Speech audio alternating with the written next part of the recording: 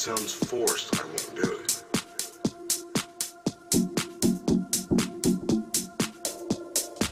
I just need a little help.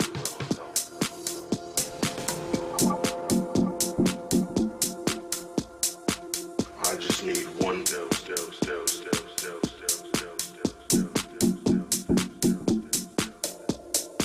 One dose to fill every groove.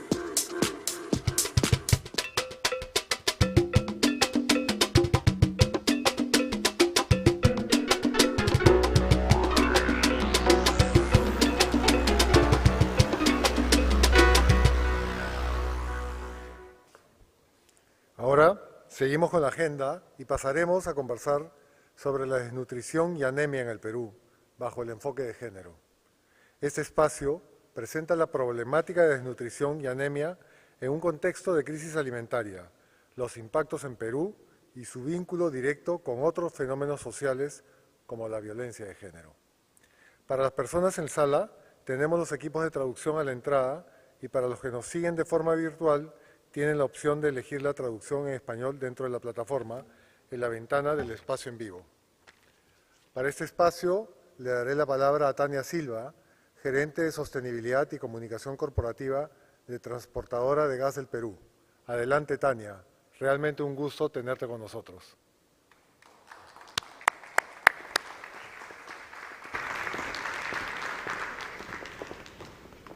Onome. Buenos días a todos. A nombre de Transportadora de Gas del Perú, TGP, me complace poder presentar esta mañana a Onome Ako, CEO de Acción contra el Hambre Canadá, ONG que lucha contra el hambre y sus causas en todo el mundo. Onome es activista en la defensa de la salud, especialmente materna, neonatal e infantil, y los derechos sexuales y reproductivos, lo que la ha hecho merecedora del premio Voice for Children. Quiero comentar que la sesión será en inglés, pero contaremos con traducción simultánea. Hello, Onome. It's a real pleasure having you in Peru with us. I'm sure that everyone in this forum agrees that malnutrition is one of the biggest problems in Peru, but not everyone knows its impact goes further. Along our journey through 189 communities in TEP, we have discovered that malnutrition also contributes to perpetuate other challenges such as gender inequality that I would like you to help us understand. The first question to Onome. Let's start by talking about the global food crisis. How can this crisis impact the levels of malnutrition and anemia? Thank you so much, Tania. It's great to be having this conversation with you. And before I answer the question, I just wanted to say on behalf of Action Against Hunger, my colleagues and the communities we serve, thank you to the organizers of this conference, Perú Sostenible, for putting this extremely important topic on the agenda. So going to the issue of the global hunger crisis, one comment I really want to make is that malnutrition is a big issue. It includes everyone who doesn't get the nutrition their bodies need, including people who are overweight that are eating empty calories. So to simplify, today I'm going to use two terms, malnutrition and hunger interchangeably. So let's start with the big picture. The world has enough food for everyone, and that is a fact. And we have shown that it is possible to make meaningful progress in the fight against hunger. Since the 1990s, the global community cut hunger rates in half, and Peru actually was one of the countries that made very good progress. Before the pandemic, Peru was one of the few countries that was on track to meet the UN Sustainable Development Goal of zero hunger by 2030, which is the second goal. But in recent years, global hunger has been growing again, largely due to rising inequality, shortages, and rising food prices that are related to the pandemic, conflicts, including the war in Ukraine, and the climate crisis. I think we've all seen on the news what's going on in Pakistan currently. So around the world today, nearly 1 in 3 people do not have access to adequate nutrition. And as many as 828 million people, I'll repeat the figure again, 828 million people go to bed hungry every night.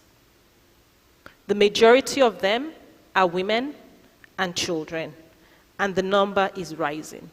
So going back to your question on how the global food crisis actually is impacting malnutrition and anemia,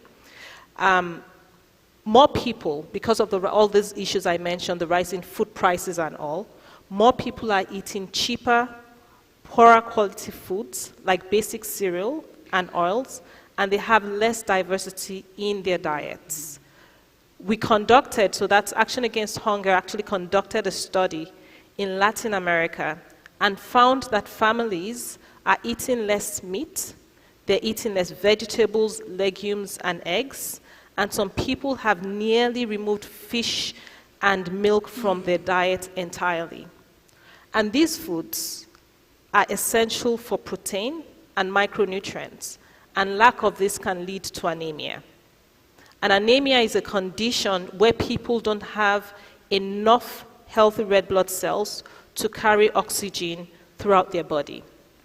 And what anemia does to the body is that, one, it leaves people weak and tired. It can also harm immune systems, leaving people more vulnerable to infection and disease. It can also harm your cognitive functioning, making it harder to learn for those who are in school. So this can have long-term impacts, particularly on children. Mm-hmm. Okay. Going to our local reality, why is it important for countries like Peru to address the problem of malnutrition and anemia? What are the numbers in our country? How are they facing the region? What is the impact and consequence of these numbers? Which group is the most affected? That's a lot of questions in one, so I'll take it, one by one. So let's start with the numbers. And I think it's really important to share what the numbers is so that we know exactly what we're grappling with. I was actually, behind and speaking to one of the colleagues from the Boston Consulting Group. And this is a study that was actually done by Boston Consulting Group that found that 45 countries, including Peru, are severely exposed to the current food crisis, along with countries like Colombia, Venezuela, Guatemala.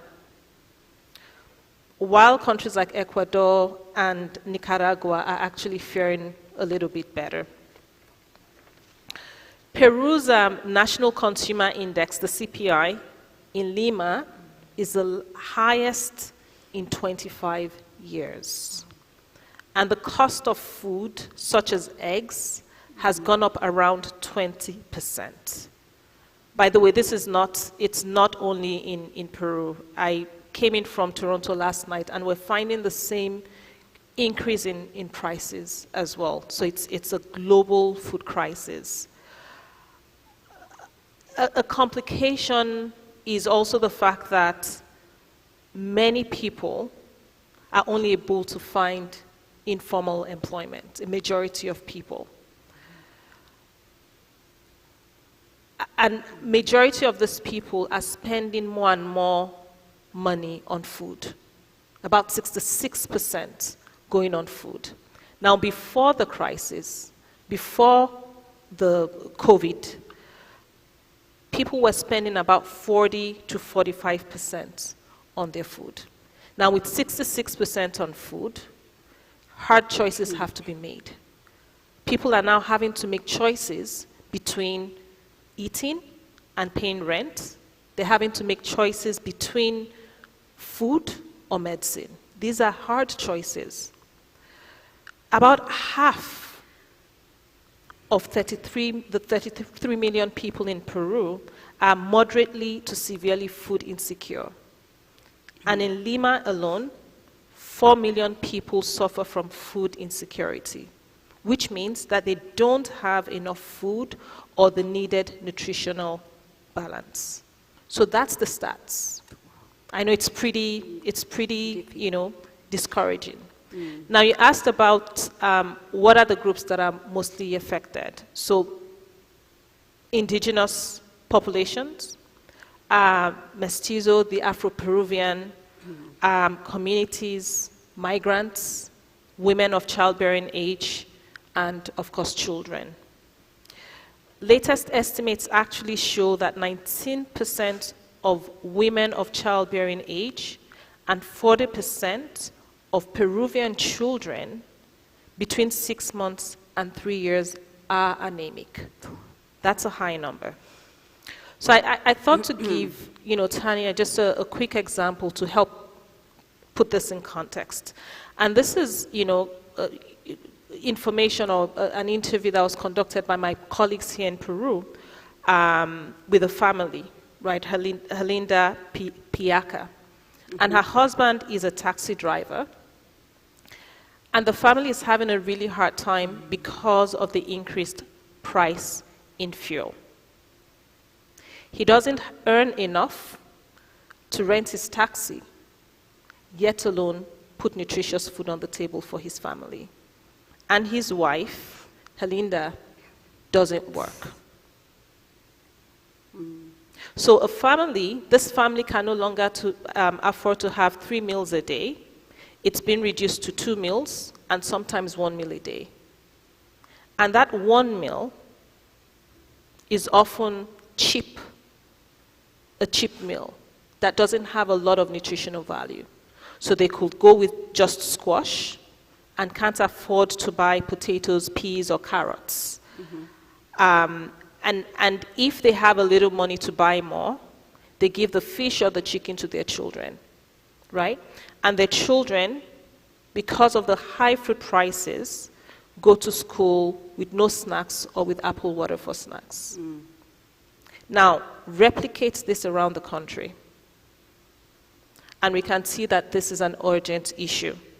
Malnutrition is a problem that can't wait, since growing bodies and brains need good nutrition. And every child has a window of opportunity, what we call the 1,000 days, which is a critical period before a child is conceived up until when they're 2 years of age. And during the 1,000 days, a growing child is extremely sensitive to the impacts of poor nutrition. So malnutrition in childhood has long-lasting and far-reaching consequences, not only for the individual child, but for the community at large. When children don't reach their full potential, we all experience as a community the greater cost of this, through greater cost in health, greater cost in education, in social welfare programs. Our communities see lower worker productivity and lost opportunities for development. And Tania, I'll just end by saying that a malnourished child leads to a malnourished society. Thank you, Onome. We started saying that malnutrition is related to other social problems. Based on your experience and current evidence, can you tell us how it linked to gender inequality and consequently violence against women? Absolutely. So malnutrition is both a cause and a consequence of a wide range of social problems. The quality of a person's life is directly related to the quality of the food that they eat, or vice versa, right? The quality of their food is related to the overall quality of their life. And this is very clear when it comes to gender inequality. So again, allow me to share some stats or some data on the linkages between gender inequality and malnutrition here in Peru. So Peruvian women who work outside the home earn an average of 30% less than their male counterparts, which puts a burden on poor families and households that are headed by women. That's fact number one. 2, in Peru, 30% of women have no personal income, and so they have less input on how money is spent. And global studies, this is not just Peru, studies have shown that when women do not control, or when women are not involved in household finances, then the likelihood that their families will suffer from malnutrition is higher. Yep. And then 1 in 3 women in Peru will suffer, in their lifetime, will suffer from physical or sexual violence from an intimate partner. And while, I want to acknowledge that there's so many people in Peru that are actually working to address this, the World Bank estimates that violence against women costs Peru 3.7% of GDP in lost productivity. So there's a strong connection between gender violence and malnutrition. So now let me look at, gender-based violence and child malnutrition. Studies have shown that pregnant women who experience domestic violence are more likely to have low birth weight babies and malnourished children. And this is as a result of the stress that they go through, when they're trying to, grow a baby in their bellies and they're still going through this emotional or mental or physical trauma. Gender inequality is closely linked to food insecurity in households in many nations. So people who are treated as unequal tend to be malnourished as well. And we know that women often eat least and they eat last. So I think the one message that I want to leave, our colleagues online and here with is, the acknowledgement that women and girls and other marginalized groups are disproportionately affected by hunger and malnutrition due to their lack of control and their lack of power in most cultures, which is largely patriarchal. What experience in the region are being carried out to reduce this relationship and consequently eradicate these problems? What examples from the business sector can you mention to us? Okay, so I'll break that question into two and first, kind of address the link between gender and nutrition. So when I think education is key, Tania, and again, pausing to acknowledge the progress that Peru is making on education equality. Though I'll still note that, Peruvian women still have lower educational attainment than men. But it's really important to take a holistic approach to reduce hunger in the short term and address the root causes over the long term. So for example, Action Against Hunger launched a new gender transformative policy last year, and we're rolling it out in all of our programs. This includes partnering with local feminist organizations to better understand the context where we work and involving women as decision makers at all levels of our projects. We all must work to engage women and girls as right holders and support political and legal policy changes that enable gender equality. Change can come when we partner with local grassroots organizations to prevent and to report violence against women, to help women and girls understand their rights, to encourage women participation in local and social organizations, and support leaders. And Tanya, I think I really wanted to share an example also even from the CGP project that we're doing with Action Against Hunger, where we developed a community strategy for nutritional surveillance for local decision making with the effective participation of a range of stakeholders, including the health sector, the community, local institutions, and other community organizations, where the role of the woman was critical for the success of the project. Now, when I go quickly to what we've been doing in Peru, Action Against Hunger has been working to improve nutrition for everyone with a focus on young women and pregnant and breastfeeding, young children rather, and pregnant and breastfeeding women.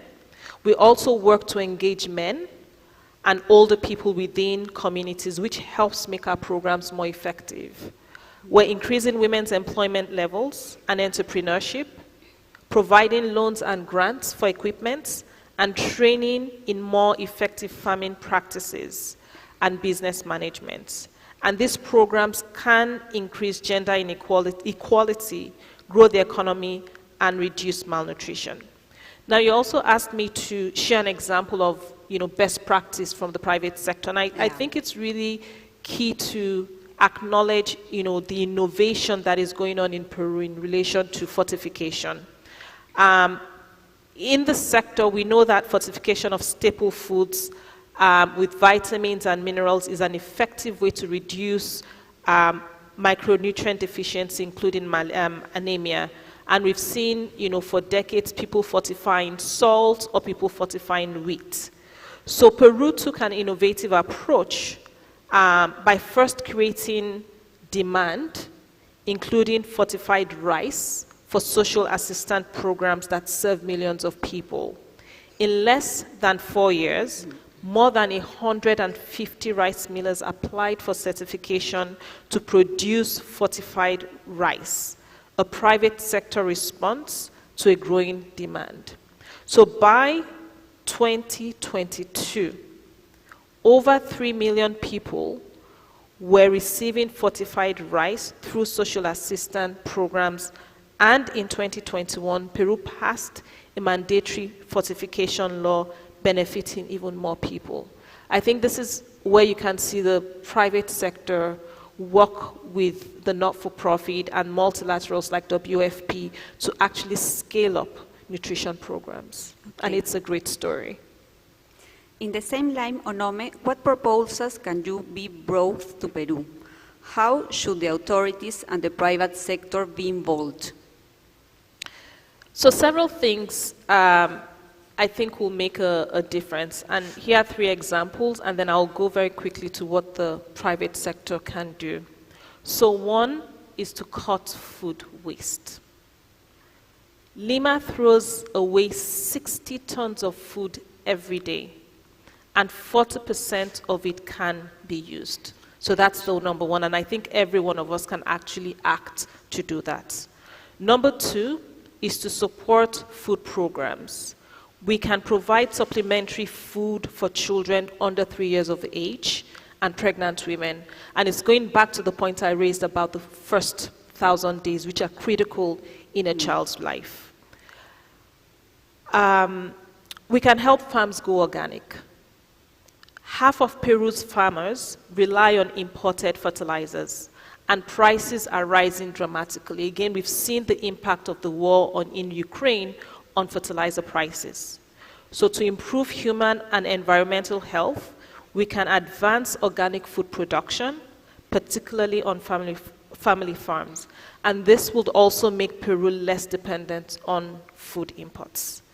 Now, because this is, Peru Sostenible, there are a lot of private sector partners in the room and online.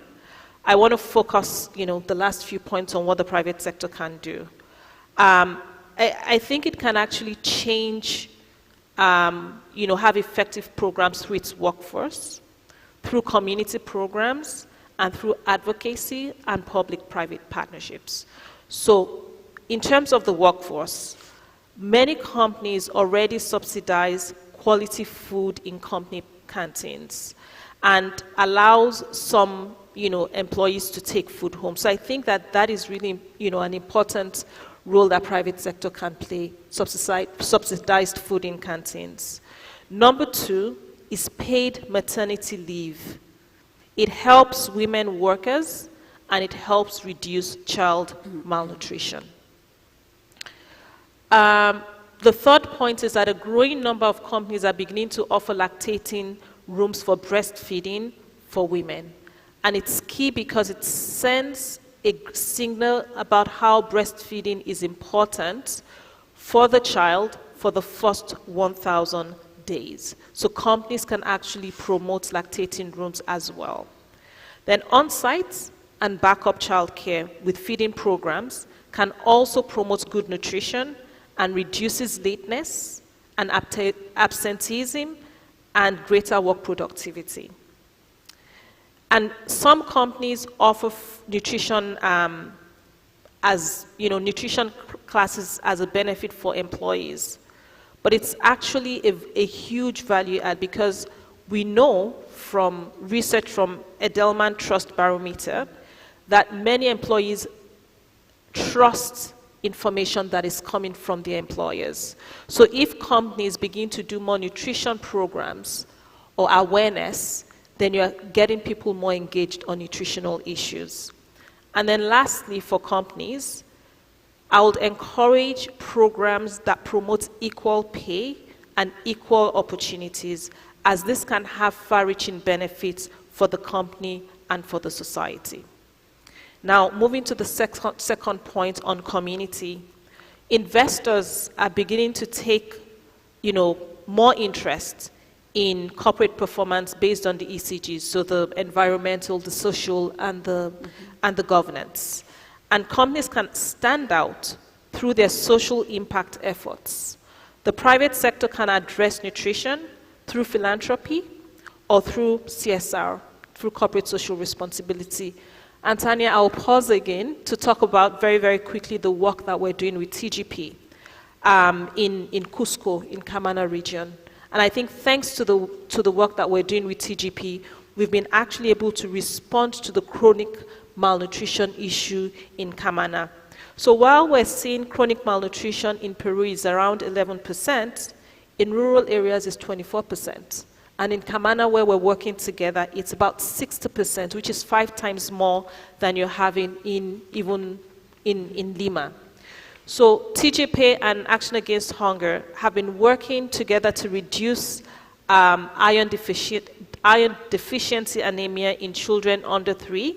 And through this project, we've strengthened the capacities of the health sector, local government, social programs, and community organizations to address anemia. And we're now reporting better family practices for the prevention and control of anemia. So this is a good example of how the private sector can be part of the solution by partnering with organizations to give the communities the tools that they need in an autonomous way to strengthen themselves and also strengthen the fight against hunger. And I really do hope, with the private sector in the room, that more can, do more in the nutrition space, because nutrition is extremely important. It's almost like the basis to which you can build other social programs like education or sports. Because if a child is not well nutritioned, right, or doesn't have nutritious foods, then they are limited in what they can partake in. And then finally, companies can use their voice for change, promoting equality and advocating for programs that promote nutrition and domestic food production. By encouraging a healthy society, companies are investing in their future workforce, they're investing in their future consumers, and they're investing in their future investors. So it's extremely important. So in conclusion, I think what I would like to kind of end with is, everyone in the room has a role to play. And I have a role to play even sitting down here with you, Tania.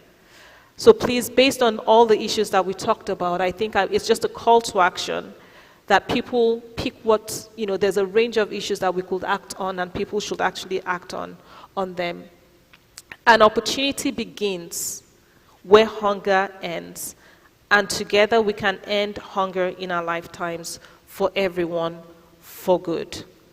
But we've heard me speak, our colleagues have heard us speak, but I think it might be a good opportunity to actually hear a member of the community actually say something themselves. And we have a video which is just for 2 minutes that our colleagues can hopefully play for us.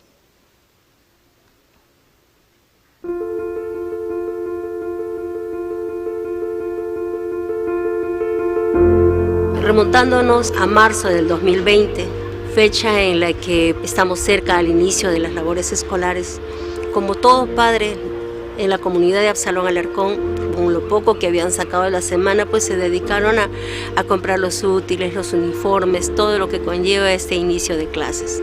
De 15 días calendario. El 15 de marzo del 2020, cuando nuestro presidente nos dice quédense en casa 15 días, todo cambia.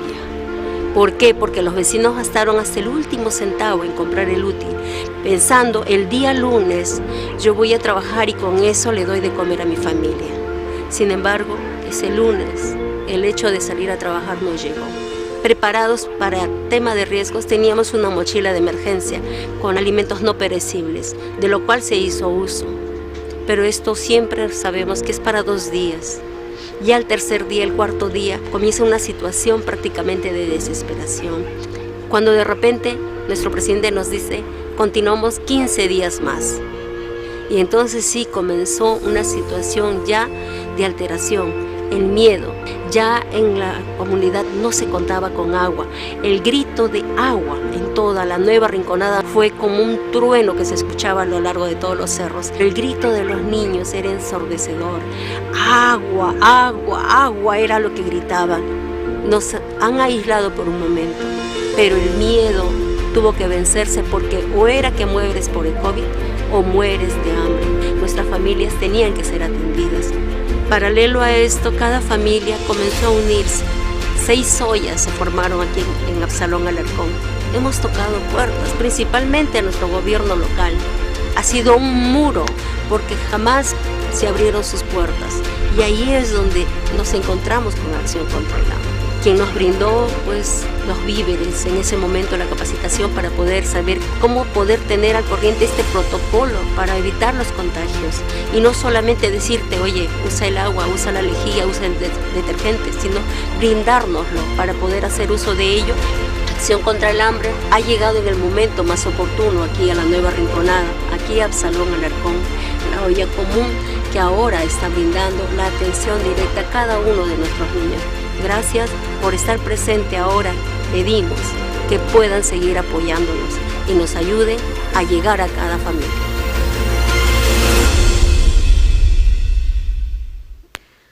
What a great closing. Opportunity begins where hunger ends.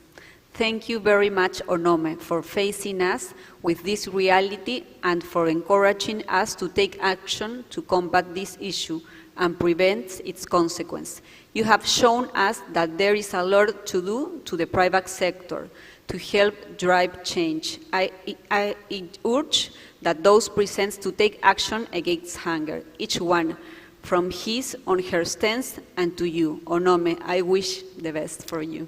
Thank you, Tania. Gracias a todos por acompañarnos, a quienes están de manera presencial y también quienes nos acompañan desde las redes sociales. Creo que ha sido una presentación muy motivadora. Todos tenemos parte en esta lucha, así que los esperamos a todos para sumarse. Muchas gracias.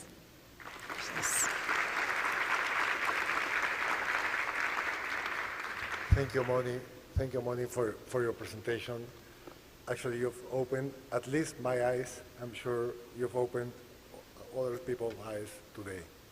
Gracias, Tania, por abordar temas críticos como la crisis alimentaria, los niveles de desnutrición y anemia en Perú y la violencia de género.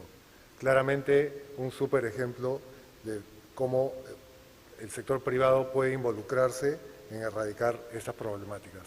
Thank you again to you both. Gracias. Gracias.